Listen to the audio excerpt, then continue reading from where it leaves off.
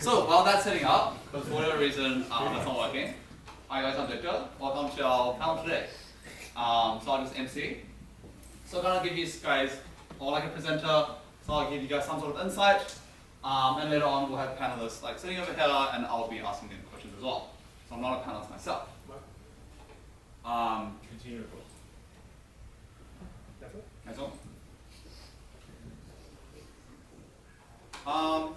Yeah, we'd like to say thanks as well for this opportunity. It's great. They did a brilliant job with advertising and marketing, whatnot. So, how to land your first internship. Hopefully this will give you some sort of insight. Obviously no guarantees, right? So, we changed the agenda pretty last minute, so this is the actual agenda. So, at the start I'll kind of understand the interview process. So I'll kind of go through like, hey, what are some common interview processes for companies so you have a better understanding on what's going on and what to expect. After me, Wenya will talk about how to prepare for these interviews, what kind of techniques you should sort of do, what sort of resources online are good for preparing. After that, depending on time, we might take a quick break, and then we'll welcome our panelist discussion at around 7. If time permits, we'll do a mock interview, a mock tech interview, like similar how most companies will do the interview. So we'll find someone, hopefully from the audience, a volunteer that's willing to represent. If not, we'll get someone that I know, or like one of the panelists to do it. Cool. Hopefully no questions so far. So this is not like a TED talk or anything. It's more like a class-ish. So if you have any questions or queries, or if I said anything that you're unclear about, feel free to just like raise your hand up. Try not to shout the question, but like raise your hand up, ask questions anytime. I'm happy to be interrupted. Cool. Yeah, that as well. So these questions are more for the panelists at the end, because I won't be monitoring questions as I'm speaking. So if you have more direct questions, feel free to just like raise your hand up. And obviously, if you are more shy, you feel free to use this. But we'll pull this up at the end again. Cool. Firstly, where can I find internships? Well, personally speaking, there's like 3 main channels. So you have websites like Grad Connection, where you can look at, or like Seek, where you can find a wide range of jobs. But in my opinion, I think LinkedIn is better, because if you set up your LinkedIn profile, it kind of gives you sort of like customary jobs. So if you go on Grad Connection, right, it's hiring for everything, right? If you just put in like software developer intern, maybe some other company calls a software engineer intern, and sometimes the search like engine isn't the best. However, my personal experience, I think the LinkedIn recommend system is actually not bad. Obviously, third source, big shout out to the organizer Syncs. So the Syncs newsletter have a lot of amazing resources, amazing interview prep on what companies to apply for. This is like the Big 5 newsletter. I believe down here they always give like career opportunities for you to enjoy. So mainly, personally, I think LinkedIn and sort of the newsletter from Syncs are pretty good resources because they're more customized to us as like software developers. As opposed to, and they're, I guess, bigger companies, more well-known companies with Grad Connection. I feel like some, like, okay, no comment on the like legitimacy on some of the jobs, right? Cool. So, what sort of interviews would you expect? We roughly divide the interview stages into 3 stages, right? So, there's an initial stage which we call OA, the online assessment. So this ranges from online coding, which is typical what maybe you see on YouTube, what lead code grinding is about, right? So the online assessment is the first test you'll receive. Behavioral, which is roughly to see like if you're a good fit for the company, and technical, which is more in depth of the interview. So all about online assessments, they're typically 1 to 2 hours long, usually solving like 1 to 3 problems set by that company. As I said, the typical like algorithmic problems hosted on HackerRank or other platforms. So these are just like sort of the quiz you take at uni, but this is just a general format, and this is no guarantee, right? There are companies for OA, they do like like IQ test, like find the pattern, or you have things or more general, like, oh, what's the output of this Python code? And then the next question will be, what's the output of this JavaScript code, right? So, but the online assessment is like an initial assessment of your general abilities, kind of just like your first test. Often, in some companies, these are the hardest. For whatever reason, some companies like to put the hardest problem in stage 1 to kind of filter out like most of the candidates. So do prepare for OA. The next thing I want to talk about are behaviorals. So depending on the company, as I said, right, everything we say here is just general from our experience. So they can range from 15 minutes to an hour long, right? 15-minute ones are typical, which is a call with a recruiter. Sorry, let me repeat. So behaviorals are typical calls with an HR or like a recruiter, right? So this is not about your technical skills, but more about you as a person, sort of like seeing your passion, if you're fit for the role, and seeing your company fit. So some companies only do 15-minute calls, where they just kind of be like, hey, why do you want to like work for us? Why do you think you're good? To 1 hour or even longer behaviorals, where they kind of grill you and be like, do you really want this job? Are you sure you're the right fit? So these questions are like the sort of standard questions you expect from interviews across different disciplines, different like areas, such as like, what is your greatest achievement? What's your greatest fear? Tell me about a time you worked in a team, blah, blah, blah, these sort of stuff, where you kind of have to tell a story. So you should sort of prepare, but kind of at the end of the day, it's about being truthful and seeing if you're really a good fit for the company. And lastly, the technical interview. So we kind of classified technical interviews in sort of 3 types as well. So technical interviews, unlike with the HR call, is usually a call or like a in-person meeting with an engineer. So you have to solve an engineer problem sort of together, right? So throughout the most common ones we think are algorithm interviews. So these kind of focus on your problem-solving skills. So they're similar to the OA. So this is where like kind of branding lead code, kind of doing well, and like subjects like DSA, like 2123, 2823, comes in handy. And this is much more on problem solving and how you think and how you communicate, right? So system design is slightly different. So system design is more like I have a system that I want you to design. Okay, that sounds bad. But hear me out. So an example would be like, hey, I have all these servers. How do I scale them, right? Or like, let's say if I want to, I think a classic question is, let's say if I want to reinvent YouTube, what should I do? And the hard part usually comes from scaling, right? Because just having like a website with a database of videos, that's quite easy. But how do I make sure that I have database all around the globe and they all work very like fast and correctly, right? So that's kind of the challenge that comes into systems. So scaling is the main issue. And then lastly, you have object-oriented design patterns.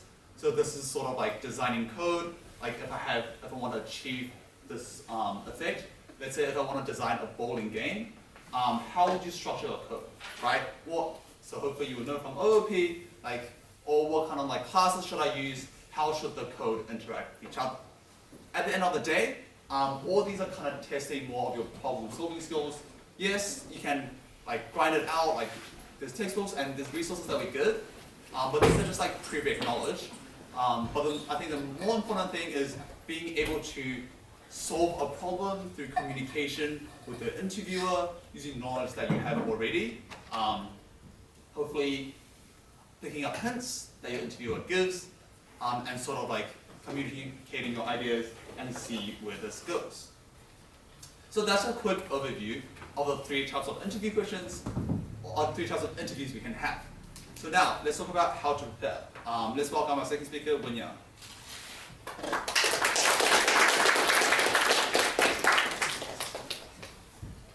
Hey guys. So, preparing for interviews. With technical interviews, if you don't prepare, it's more than likely that you're probably going to fail. So, so by failing to prepare, you're preparing to fail. Okay. So how do we prepare for algorithm interviews? Remember, this is our first of the 3 stages. Who can tell me what this thing on the left looks like? What does that mean? What does this logo represent? LeetCode? Yeah, so that's pretty obvious, pretty common amongst people who have done LeetCode before. That's LeetCode. What else on the right? Sorry? Is that Code Wars? Code Wars? No, that wasn't what I was going for. Any other ideas? Rocket ship. Rocket ship. What does this rocket ship represent? Space travel. How's that? Okay, it's not space travel. Any other ideas? Space time. Okay, these guys in the front rows are trolls, but yeah. So actually, this thing on the right represents LeetCode, and LeetCode is like a wrapper around LeetCode that offers pretty good basic questions for LeetCode. And I recommend LeetCode because it's like when you go on LeetCode, you don't know what you're doing, right? Like you see a question, you're like, oh, okay, I solved this question, but you can't really keep track of your process or progress within different topics. And it's like, it's kind of hard to just like go on LeetCode, there's like 3,000 questions or whatever, and like run through all of them. Like, it doesn't make sense, right? So this LeetCode website offers a bunch of questions. If you go to line 75, there's like the 75 list of 75 questions that are like the best to prepare if you were to like only do 75 questions. And it gives it in topical format as well. Or LeetCode 150, which is just like a extended list of that. But yeah, so that's what this writes. So it's just LeetCode uses LeetCode problems and Yeah. structures them by topic and Yeah, so if we go to like a random question here in the LeetCode 150, under arrays and hashing, we can see an easy question with a video solution and it's a YouTube video. Nice and short, so 6 minutes. And you have the code in Python, and I'm pretty sure you can change the language as well somewhere. But yeah, you can have like solution code in Python, Java, C, whatever language you study. And that's really useful in my opinion. Because like once you get it started, you can really start writing out other questions. Yeah. So let's get back to presenting this. So that's how we kind of prepare for algorithm questions. But how many questions do I really need to do to start taking interviews? Any ideas? Hundreds? Thousands? The answer is it really depends. It depends on who you are, like it depends on your experiences, but like if I was to like start preparing for interview questions again, I'll say like 100 is a good number. If you like take the blind 75 and you do like the top 75 most recommended questions and you're like really comfortable with all those questions, then I think like 100 is like an okay number. But yeah, it really depends. Like even me, like I've done more than 100 questions, but I still don't feel like comfortable taking interviews. Like you can never really feel comfortable taking algorithm interviews, and I think that's like good thing, because otherwise you get too lax, and yeah, it's not really good. Okay, so that was algorithms, but what about system design? How do we know any resources for system design? You know? Comp 2017? 2017? So that's systems programming, which is like different. It's not, yeah, unfortunately, Comp 2017 won't help you with system design interviews. But system design interviews are actually not as frequent as you'd expect, but they still pop up, so you do need to prepare. Because if you do get a system design interview and you haven't prepared, you're probably going to fail. And who can tell me what this website looks like? Actually, yeah, GitHub. So actually, this GitHub is a repo of something called the System Design Primer. And the System Design Primer is actually probably the single most useful thing to study system design out of all the resources. There's books out there, like hundreds of pages of long books that like aim to teach you how to study system design or how to design a system. But this System Design Primer is like a condensed, very informational heavy, but laid out well resource to study system design. Have we got this link somewhere for everyone? Actually, you just have to search up System Design Primer, and it'll just pop up immediately, because it's that popular. The presentation will be available after the talk. Yeah. And you can probably see how many people talk there. It's quite a lot. Yeah, 250,000 stars. That's very popular. Okay, So that's how I recommend studying system design. But what about object-oriented design? So like Victor said, object-oriented design is kind of like OOP, but it's not exactly the same thing, because if you just studied OOP, you wouldn't really know about design patterns.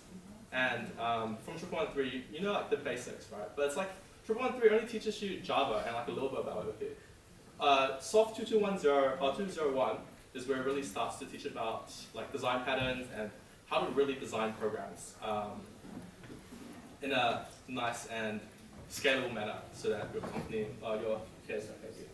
But yeah, so object-oriented design, recruiters will really like tell you if you have a design problem. And that's like a huge sign you should study this. So, I mean, this is Refactoring Guru. This is another resource that I would recommend to study design patterns. But aside from Refactoring Guru, it's like, there's not that many resources out there to study design patterns. And that's because design patterns is actually quite an old concept. It was introduced in like the 1990s. And it's actually, lots of companies are switching away from it, but they still use it in interview processes, which is the main point. And that's why Refactoring Guru is a good website as well. If you just search up Refactoring Guru, that should come up. And you can select design patterns and learn about every single design pattern there is. Operational, structural, behavioral. But yeah. So are design patterns just about how code is structured rather than the functionality? Yeah, to a certain extent. So you have cases where you have to have a certain design pattern to implement, and like, I mean, you could have a case where you like can use two different design patterns and it's like the same thing. But design patterns is more like you should have this class to do this and this class to do this, and you should apply this in this scenario because of certain things, right? It all depends on the scenario. But, yeah.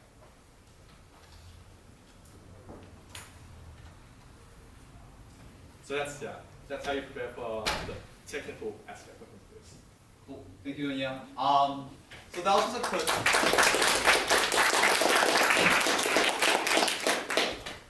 So that was a quick overview of sort of how to prepare.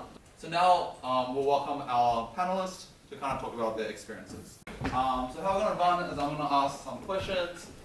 They'll answer sort of. All right, Stephen will go first. Yeah. Okay. So I'll answer with Stephen going first, Jenny going last. Unless Jenny, do you want to go first? Steven. Sorry, I lost my train of thought. Yeah, so Stephen will answer first. I'll answer a couple questions, which I think is common.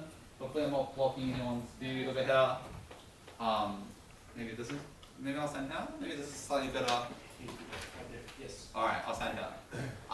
And then we'll open up the question for the floor, and we use the momentum meter so you can ask me questions if you're shy. Cool. So can you guys please introduce yourself again? Yep. So hi everyone, my name is Stephen. Currently I'm a third year student at USYD. I do statistics. And as Victor mentioned before, over the summer I was a trading intern at Optiver. And fun fact, Victor actually tutored me in first year. Hi everyone, I'm Wenya. I'm a third year software engineering student, and I'm an incoming intern at Optiver with that. Victor also tutored me in first year. Yeah, we're in the same class. One of my classes, guys. Yeah, great tutor. Hi everyone, I'm Jenny. I'm a honours year student majoring in computer science. So I have done step intern at Google and then progressed into the USYD intern, and previously I've also had internship experience in startup. So Jenny's the first step. If you guys don't hear at the back, it's fine. So can you please tell us about like sort of the steps you went through, like your interview process? It's just for Optiver? Yeah. Yeah, sure. So for Optiver, it started with the standard CV online submit your application round. So normally you just give the personal details, put your CV in. For Optiver, they didn't have us write any long paragraphs. I know some other companies do ask the question like, where were you competitive, and you put in like a blurb, and then they'll assess that. From there, normally they send you an online assessment, For us, that was a sequence of mini games that involved like the basic maths and stats with more like logic and number reasoning. After that round, it was a behavioral call, so that's one-on-one with one of the HR team. As Dave mentioned before, it goes through like, why do you want to do this? Why do you want to work with us? Times you in teams. Then from there, we got to the final round. So that was broken up into 3 one-hour interviews. On the final day, it has 2 technicals and 1 behavior interviews. So for those interviews, they were all with more senior members of Optiver. It started in the morning. You'll have an hour technical, just going through some training games, stuff like that. Second hour was another technical. They had their own system where they'll ask you to trade against like a robot. And they'll also ask you like further follow-ups along the probability and stats side. And the last interview of the day was with one of the, basically like one of the head traders there. And that's a bit more behavioral, and they try to really dig deep into why you want to do trading and more about yourself as well. Yeah, my process to get into Optiver was slightly different. Instead of your typical 5 rounds or 6 rounds like Stephen did, I applied for Future Focus, which is the pre-pen program. I'm not sure if anyone of you guys first or second year for pre-pen? Yeah, but if you're pre-pen Optiver, you can apply for the pre-pen programs. And they fast-track your application for the final round. So I applied for an OA for internship actually at the start of the year, and I failed that. But afterwards, I applied for the pre-pen program, and that passed. And for that, I did a behavioral interview because I already passed the OA for some reason, and the assistant science interview, which is like another interview. It's just crazy because it's only like a 3-day program, right? You wouldn't expect to interview like 3 rounds for a 3-day program, but that's what they had you do. And then after that program was like, oh, you did well in the program, so let's invite you back for a final round interview, and if you do well, we'll give you an internship. So yeah, I had another system design final round interview. And yeah, that's how I got it. So for STEP internship in my year, there was, after I submitted my application, it was just 2 technicals, 45 minutes each, with 15-minute break in between.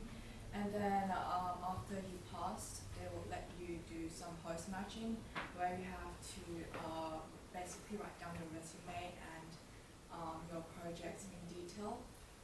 And then you'll be put into a pool of applications, and the host team will choose to interview you. So usually you can have up to 3 post interviews, and if there is a mutual match between both of you, then you get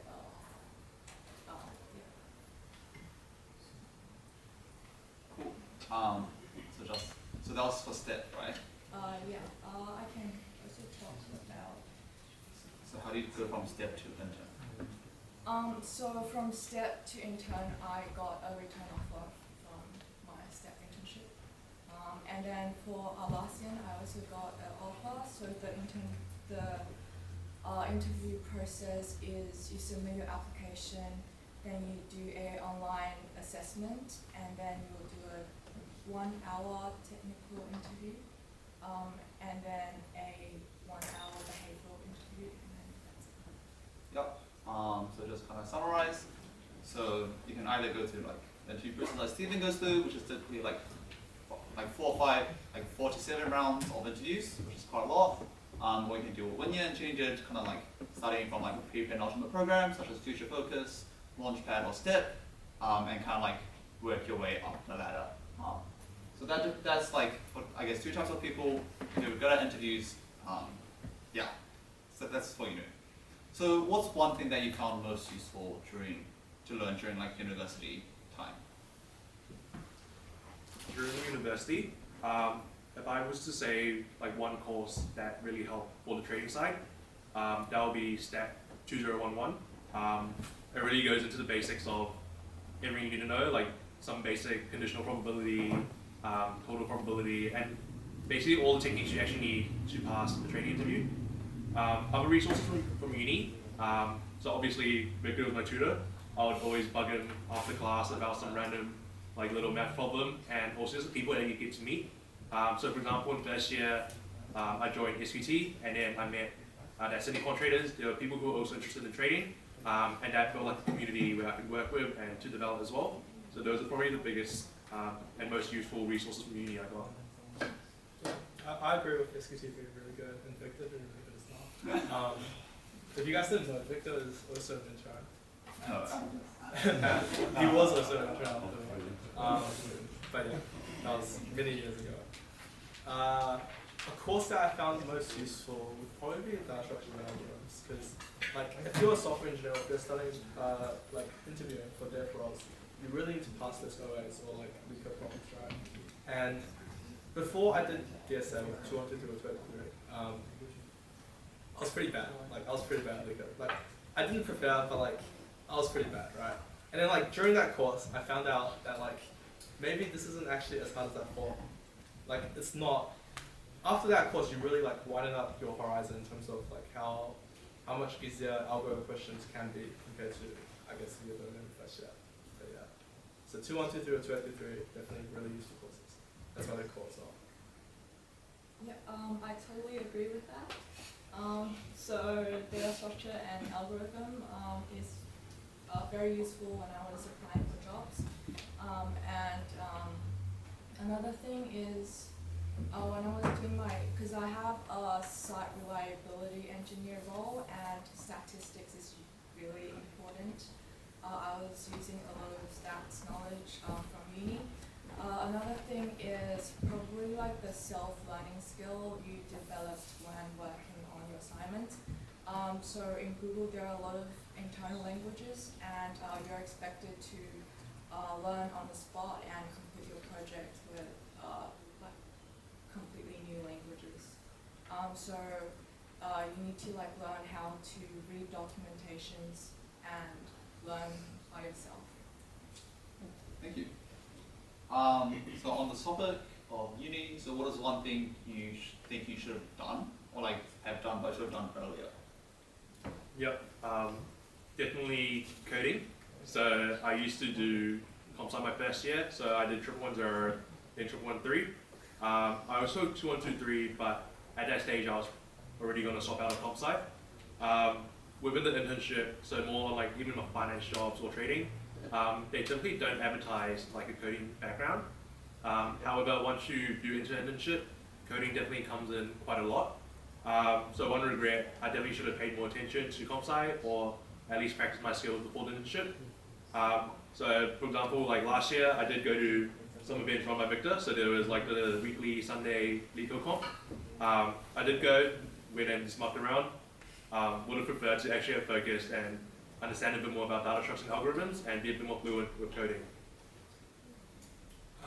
Yeah, I agree with that. Like coding or like doing LeetCode, I think I started too late. I was planning to start LeetCoding like for the holidays of my first year, the summer holidays, and it's just like I didn't end up doing it. And then by the time interview processes came around, I was still kind of bad. So like, yeah, if I started way earlier, I think I would have had better chances of getting internships last year rather than this year. Yeah, so I think I should be doing LeetCode consistently. So I haven't been doing any LeetCode or learn data structures and algorithms since the start of last year. And picking up right now is a bit challenging and it takes more time because I haven't been practicing any of those. So kind of just like data structure and algorithms is the general theme. I feel like I'm losing focus a bit, so try to speed this up and to audience Q&A.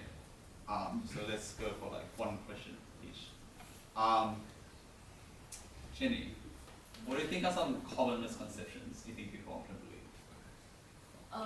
Common misconceptions, probably most people will think that I'm not prepared for an internship, but that's not always true. Like, it's best to just like try out, right, because you don't lose anything.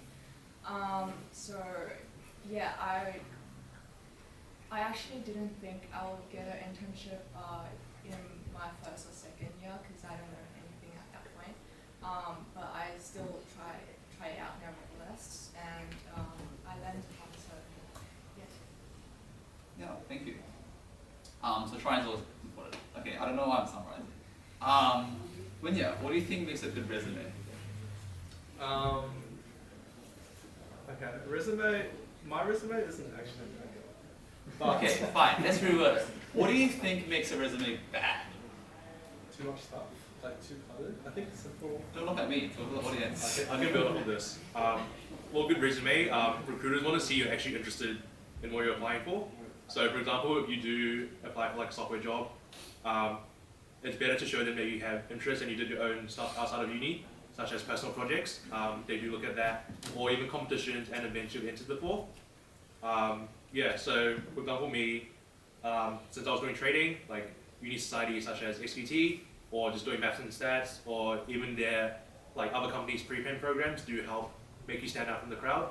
It just really shows that you're actually passionate about what you're trying to apply for, and it's some evidence for recruiters to think that you're a better fit than someone else who hasn't really acted upon this idea and ambition. Cool. So since I want to add on to Jay's answer about misconceptions, because I think I have some good ones. I think there's a really common misconception about referrals doing a lot in terms of the dev world, and especially in trading companies, referrals don't do like anything. Like it's almost pointless to have a referral in a trading company. It's all skill, really. You should really try to like grind up your skills before worrying about referrals. And also, I think WAM is also like people think about WAM being like a huge thing, but after like a distinction average, it like doesn't really matter. Like it almost doesn't matter, because once you have a distinction average, like you're like almost guaranteed to have that WAM requirement, right? And then it's just all about your interview skills, and that's the whole, that's all it's about. disclaimer: we're not telling you to throw away your academic work. Yeah. We're at uni. Pay attention to class and do your best. What do you think? So, open for you three. Who wants to answer? What do you think a recruiter looks? So same for the resume, right? But kind of, what do you think a recruiter actually is looking for in a candidate? Like, anyone can answer. Oh, yeah, I can add on from this. So obviously this versus interest and like fit. So normally for behavior interviews, they do ask you about like past experience in teams. This is really important because once you're in the workplace, it's like if you have a group project at uni, someone doesn't do anything, or there's really no one you work with, but you have to see them every day for the next 10 years of your life, you probably don't want to be there, right? So recruiters do normally go around just and make sure that you're actually someone that their full-time employees do want to work with. What was the second part of the question? Yeah, that's fine. What they want to Like, what they're looking for. Yeah, so essentially cultural fit and behavior aspects do really like matter in your call. Anything did you want to add? Or no? Cool. So we'll open up the question for the floor now.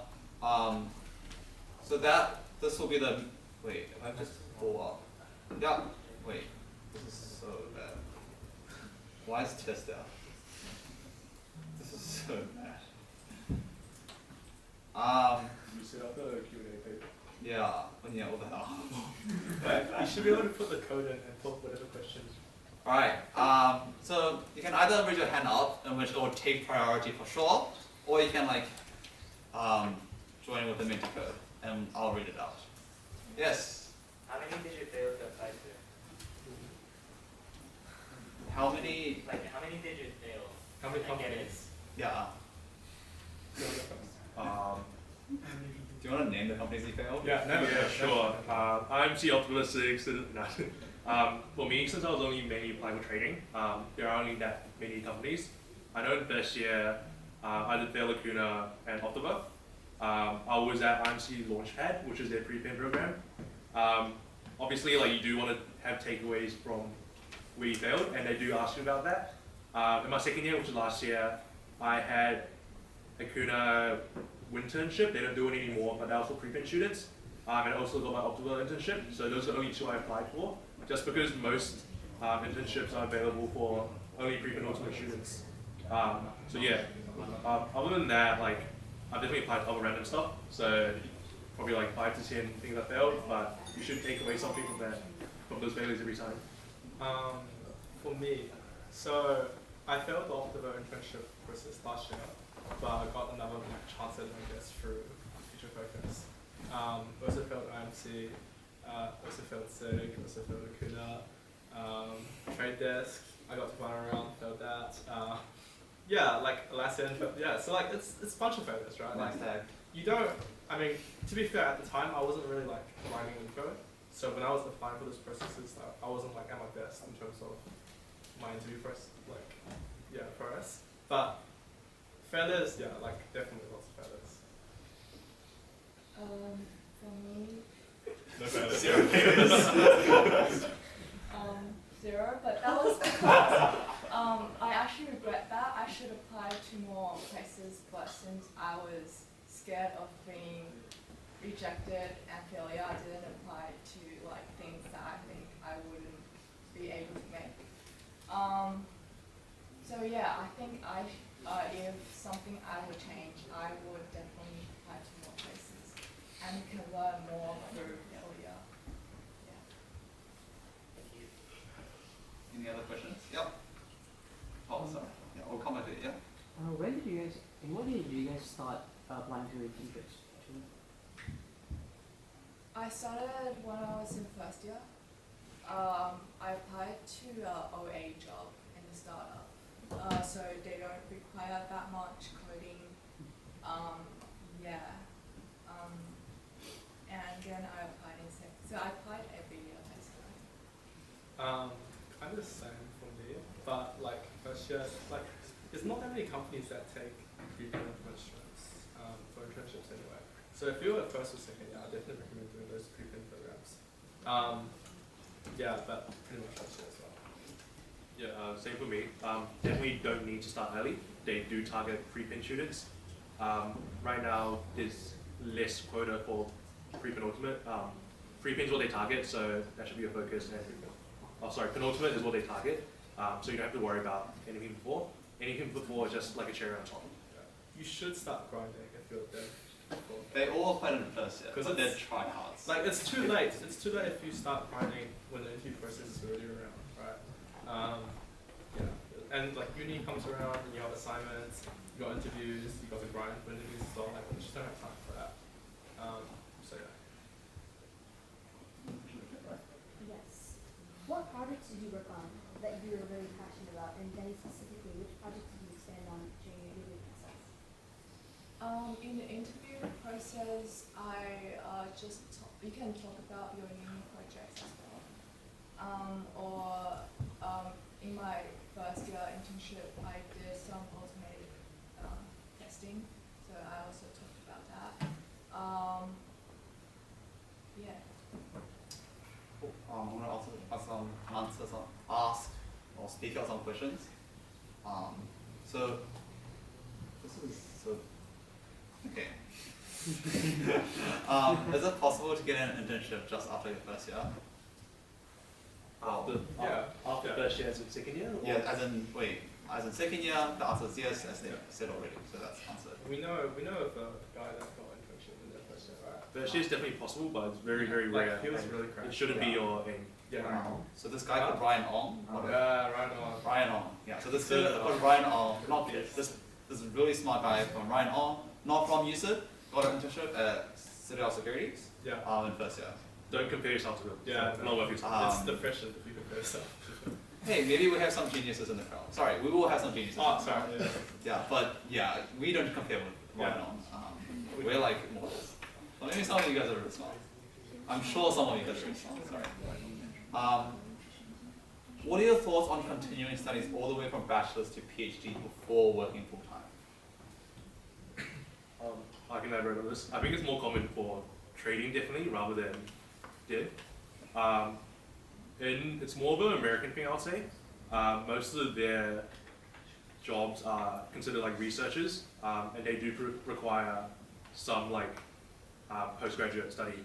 However, if the intention is to do a PhD just to get a full-time job, I would not recommend it. PhD is like an extra 3 or 4 years of study by yourself, working on one little aspect inside the big field. And if you don't actually enjoy it, you'll really burn out easily, and it just won't be a great experience, and probably not worth it for just finding a job. But at least in Australia, most firms are pretty open to hiring just straight from undergrad. For devs, I think it's kind of pointless unless you really like want to do postgrad. If you want a job, like PhD masters aren't really required.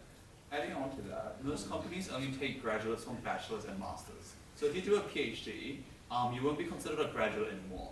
So if you come from a PhD, then you have to interview for like mid-level positions, which disadvantage or advantage you in like whatever way you want to. But you shouldn't do PhD just you have a better chance at getting a job, because that's not the case, right? Else everyone will be doing PhDs, right? However, if you want to research a job or work in areas such as AI or machine learning engineer, you would have to, you need a PhD. You need a PhD to enter those fields. Wait, sure. Can I get rid of one? Great question. After the Q&A. After this. After Q&A, we'll have a snack break. Yeah. Yeah. It's not even 7, guys. When's dinner? Is the question. And there's a question. Yeah. And someone said something weird that I got rid of. They ever put that in sauce. I'm studying comp sci and finance. So how do I optimize the entire process from training to the actual interviews so as to work at the intersection of these two fields? Wait, so intersection of comp sci and finance, but do you mean like trading? Or? So does the person who asked this question want to answer that? Like, what's the intersection between? Yeah. It's like financial technology. Or like Yeah, fintech. yeah, fintech. So none of us actually do fintech, so Yeah. No, I mean like trading, right? trading, yeah, trading. Trading counts. Like as Steve got the, like, you wrote the trading. I can elaborate more on how to combine. Yeah. Like, so for most trading firms, they don't look for prerequisite finance. It typically starts, even for the devs as well, they start off the first 2 weeks with just training, like teaching the basics of macroeconomy, basics of finance, or a bit of options. So there's not really any prereq, but if you do eventually enter in, basically you can never be over-prepared. There's always someone else that knows more than you. So regarding intersecting the two, I think the unique progression probably just follow that first, like you called it. So you just want to build a solid fundamental skills, like understand how to code in Python or Java, then you can build up on it in your own time. With finance, I'm not too sure on the finance part, but like it's still just, the more you know, the better it is in general. Does that help? sorry, shoot. I accidentally got rid of a question. It says for Steven. So if anyone wrote a question that starts with for Steven, feel free to shut it out now. Sorry, I don't know how to use this. If you just click answer, you can see it. Bottom right. Oh my god, you're so smart. Okay, I like skipped a couple. Okay, seen this one. Okay, whoever put in that is, well, Steven, what was your first day at Optiver like? What was the course thing you learned from the experience? So we technically had 2 first days. So the big first day is just onboarding. You go in, you say hi to all the interns, have breakfast, you play some games, and it's all like pretty chill. Just like, you get to your computers, you get like 2 monitors, and everyone's like, oh my god, like never had 2 monitors in front of me, and it's pretty exciting. Yeah, and you get like pretty nice chair. It's just more just get to know the people and just get you settled in. I believe we did Friday drinks on that night. It was a Friday, so normally there's like a pizza party. First real day of work. So first 2 weeks we started with just education, so I'll skip that. With the simulations, which is probably like the real work. Thinking back, my honest reflection would just be like, why was I so bad? Legit, everyone goes in, no one knows what they're doing. You have this insane setup, pretty cool, you're just clicking random buttons. All of a sudden you lose like, I don't know, $500,000, whatever, not that bad. Fake money. So really exciting, like a lot of things to actually figure out slowly, but really rewarding process. So I remember like week 4, week 5, like George can vouch for this. You think about, we're just trading, retreating, like why could I not left click when I meant to left click, I would right click, and stuff like that. Really basic mistakes that you'll really go through in your first days. Right, we're getting a lot of questions, so you can like the questions. So we're just gonna do the more popular questions. So if you go on Menti, feel free to like any questions, and if you guys could like shorten out your answer as well, because we have like a lot of more questions to go through, and some people are hungry. So, what were the projects you mentioned in your resume for a trading role? For me, after my first year, there was an extension bootcamp. I didn't know what it was. I just applied because I wanted something to do in the summer. I ended up doing like an ML project with no previous experience. It was like 3 days. Is it the one you showed, right? Yeah, so it was like 3 days long. Take a photo of like a clothing, put it into ML model, spit out what type of clothing it is. Like we'll take a photo of pants. It says the word pants. There's not that many projects you can really do with trading, so anything really helps. I know people who have built simulations of exchanges or data scraping from exchanges. Alright, we'll stop any trading related questions. Stephen is president of SQT. If you have more questions, go ask him at his events. My event is called Tech, it's not called Tech Internship, but like, we're done with trading. The rockets for SQT, right? Yeah, ask him during networking. George is also here. Sorry for exposing you. He's a better trader. Yes. Better than Stephen, so yeah. Here's, if you want to referral, ask George. Whoa! But referrals Referrals don't matter. Yeah, referrals don't matter. Alright, do we have questions on the floor? Someone raise their hand up. Okay, you had a question already. Can we? Yeah. Sorry? Yeah? Okay, so Optiver, well, not a tuner. But most trading companies don't take Python as a language you code. Right? So there are companies that don't allow Python during your interview process. For dev. For dev, not for trading, right? So you should know your Java or self-learn C++ or whatnot. That's why 113 is important. 2123 is more important in terms of content. Well, firstly, it's a second-year course, and as I said before, data structure, DSA skills are really important.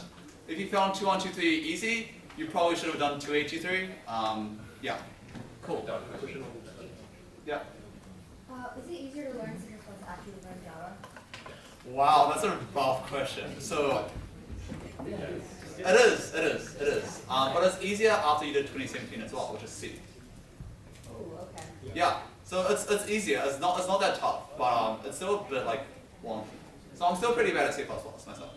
Well, Stephen, sounds like you gambled a lot. Yes, Stephen's a gambler.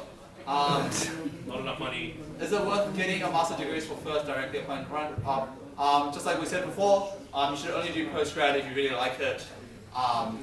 Companies don't really care, like where you're at. Guys, can you please quiet down, please? Sorry. Companies don't really care what degree you have, as long as you have the problem-solving skills. How can I stand out as an intern applicant? We kind of answered that. Mac or Windows or Linux dependency? Depends. How much is your grind? Wow, can you elaborate how much grinding? How much is your grinding? Is 10 hours per day, every day enough? Is that 10 hours per day, every day? What's grinding? Is this grinding for the code? Or? Okay, I'm going to close a problem. Let's say how much work do you do outside of uni hours? To prepare for interviews. And let's say average it down to the yearly day. I would imagine like 40 minutes. Yeah, like a little bit less than an hour average. No, because like during your grind times, like at most you're probably grind like 4 questions a day. Okay, let's talk about total time. Total time. Estimation. Come on, you're a trader. You're a trader. Yeah. What's your total time grind? Normally you just prepare for a short period before your interview. Like you always prepare and then you interview. So at that time, like. But you can't grind for trading. It's like.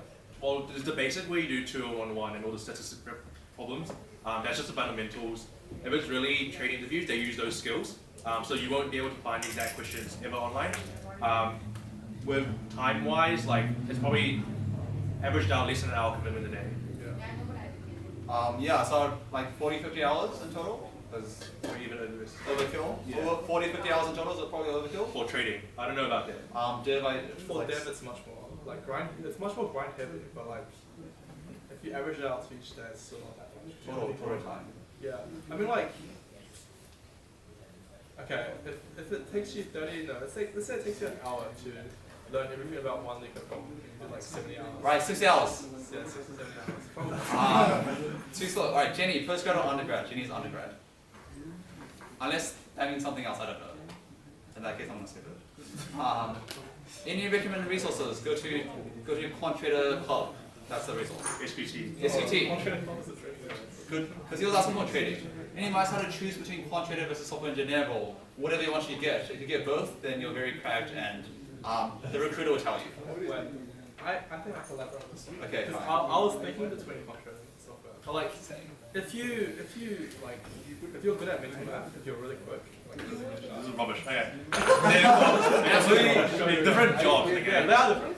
quant trading, you're screen facing, you're trading. It's more dynamic. You're actually operating market. Software is more back end project work. If you prefer faster lifestyle, probably trading. If you prefer slower, like not really slower, but more project and building a good system for people to use software. And also where your skill set lies. So realistically, someone would tell you, for example, for myself, I interviewed for both engineering and trading, and the HR told me you don't have enough passion for trading, you get a div, so I was like, okay, whatever. So that was me. But like, realistically, get whichever role you can. If you get both, then at that point you should already know which one you like more. Also, trading is like kind of risky. People are hungry. Next question. What's the best time? We kind of covered that. Now is the best time. After you go to Victor's SCPC events is the best time. Yeah. And SQT events. What is a company pre-pen or pre-penultimate? We covered that. Kind of set it up. What are your projects? We've done that. There's what? Yes. I don't understand what that means because I'm like good, so whatever. Get a non-coding role. What does non-coding role mean? Like being a cashier at Woolies, I imagine. You're typing on the keyboard, right? You're pressing buttons. Sure. All right, fine. What's the easier role? I don't know. I'm not gonna look down on any roles, but I'm saying like I imagine finding a job in general is okay. I think that means maybe perhaps like at these companies or at bigger tech companies, if you want to like go into a role that isn't necessarily related to coding. Thank you. I think it's important. Most companies do look for coding background, like Steven mentioned before, especially at trading firms. It's really beneficial to have coding background. Even not, you should, like, at the very least, you should know how to write some code, because coding, like now, it's become like a very common tool, right? It's almost like using Excel back in the day.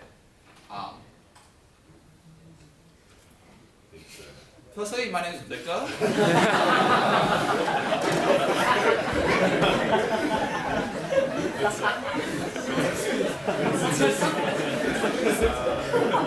Guys, slide down. I assume that's for me.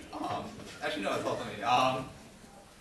I'm a student. I'm an honors student. I'm a fourth-year student studying computer science. So I majored in computer science and math. So I'm a fourth-year student, same year as Jenny. But yeah, I'm still like old.